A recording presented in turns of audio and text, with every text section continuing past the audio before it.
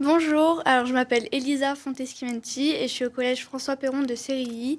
Et aujourd'hui, je viens pour poser différentes questions sur ce que ça fait d'être présentatrice.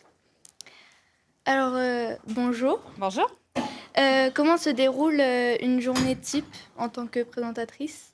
Alors, quand on est présentateur du journal du soir, par exemple, chez nous, qui a lieu à 19h, entre 19h et 20h, on se réunit d'abord le matin à 9h. On a une réunion de rédaction, une conférence de rédaction, avec l'ensemble des journalistes qui vont participer à la fabrication de cette édition.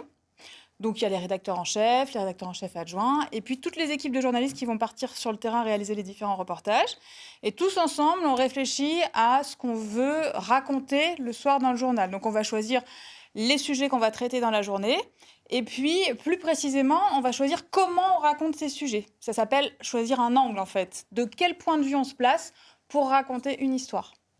Une fois qu'on a fait ce travail, chacun part à sa tâche. Moi, par exemple, à ce moment-là, je me mets un peu à l'écart et je vais potasser les sujets qu'on va traiter le soir dans le journal. Je vais lire beaucoup la presse. Je vais contacter aussi les invités qu'on va recevoir dans le journal. Par exemple, ce soir, on a un monsieur qui vient nous parler de la crise de la dermatose nodulaire et de voir un peu quelles sont les différentes stratégies qu'on peut mettre en place dans la gestion de cette crise. Donc, depuis ce matin, j'échange avec lui par téléphone pour essayer d'affiner l'interview qu'on va mener ensemble ce soir. Et puis, on se retrouve une deuxième fois, une deuxième conférence de rédaction qui est plus réduite l'après-midi, à 15h30, avec juste le rédacteur en chef adjoint qui mène l'édition ce jour-là. Et puis les différentes personnes qui sont vraiment le petit noyau de fabrication de l'édition. Et à ce moment-là, on va établir l'ordre du journal, faire la hiérarchie du journal, donc l'ordre dans lequel on va diffuser les sujets qu'on a choisi de traiter. Voilà, comment on tisse tout ça pour que ça ait du sens. Voilà. Et on décide à ce moment-là aussi des titres qu'on va énoncer, et puis de tout ce qui va être la titraille affichée dans le journal à ce moment-là.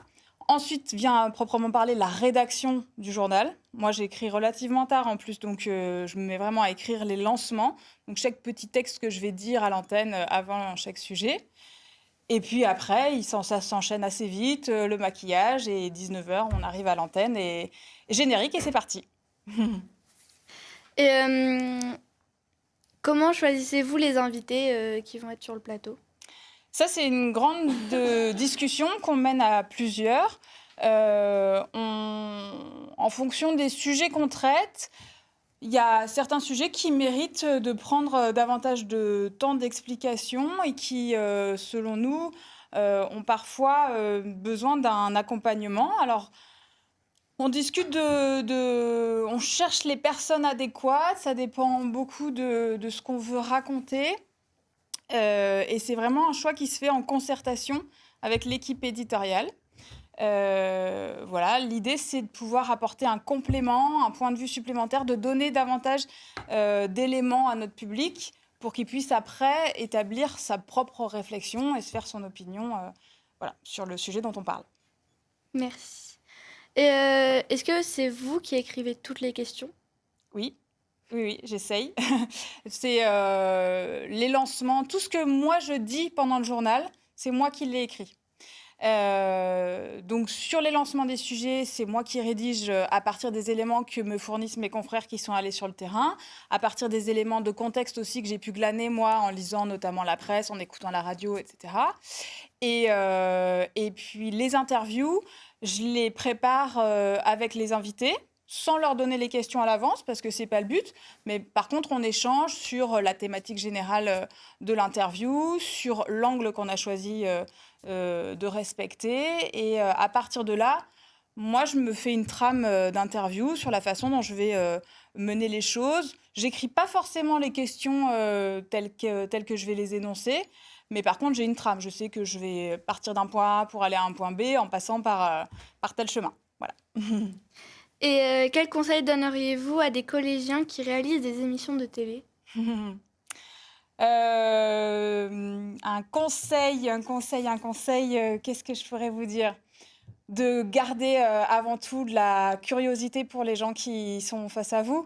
Je crois que c'est ça qui est... Enfin, en tout cas, moi, c'est quelque chose qui fait partie des moteurs quand je suis à l'antenne et quand je suis en entretien, en interview avec quelqu'un. C'est vraiment la curiosité pour ce que cette personne a à nous raconter au moment où on est ensemble. Essayer vraiment d'être dans un moment d'échange, d'écoute, de discussion. Et voilà, d'essayer de sortir du cadre formel, parfois un peu impressionnant, que peut avoir un décor de studio. Une dernière question, comment vous informez-vous avant d'informer les autres? Ça passe beaucoup par la radio. J'écoute beaucoup la radio, le matin notamment. Je lis La Montagne, je lis les journaux locaux notamment. Bon, évidemment, je regarde un peu nos journaux, un peu les journaux produits par les rédactions nationales, beaucoup plus le service public que les chaînes privées. Et puis, on a toujours un peu l'œil branché sur les chaînes d'infos en continu. Voilà. Sur les conseils d'écriture, après, c'est très propre à chacun. Un titre, c'est de façon assez banale, c'est ce qui nous donne envie de rester pour regarder la suite du journal. Pour moi, il faut que ce soit pas trop long, que ça donne envie de rester et que ce soit pas de l'ordre, que ce soit pas un lancement. Un lancement, c'est quelque chose qui répond aux questions principales, qui, quoi, quand, voilà, les fameuses questions cadres qu'on évoque souvent en journalisme. Après, un lancement, moi, je pense que ça doit répondre à ces fameuses questions, qui, quoi, quand, où, mais on doit aussi apporter des éléments de contexte plus généraux qui permettent de remettre les choses en perspective. Si on parle de ça aujourd'hui, c'est pas tout à fait un hasard. Et c'est aussi le lancement qui permet d'expliquer les choix qu'on a fait le matin en conférence de rédaction. À mon sens. Après, voilà, c'est que ma vision des choses. Merci. Voilà.